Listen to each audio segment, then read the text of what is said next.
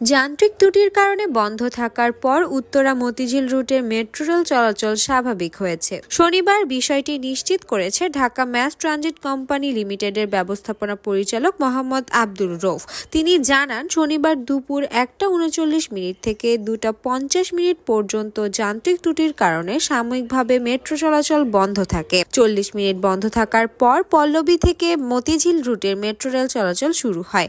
পরে 2:50 থেকে উত্তরা থেকে মতিঝিল রুটে মেট্রো রেল চলাচল স্বাভাবিক হয়েছে।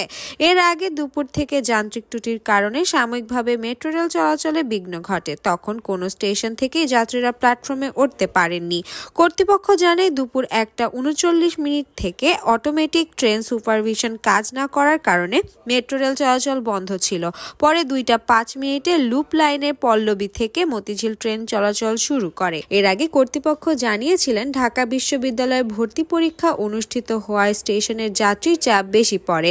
এছাড়াও শনিবার স্টেশনগুলো যাত্রীতে পরিপূর্ণ ছিল। অধিক যাত্রীর চাপে সকালে দরজা বন্ধ হয়নি, ফলে বেশ সময় দরজা আটকে থাকার কারণে সকাল 9:40 থেকে 10 মিনিট মেট্রো রেল চলাচল বন্ধ ছিল। পরে আবার ট্রেন চলাচল স্বাভাবিক হয়।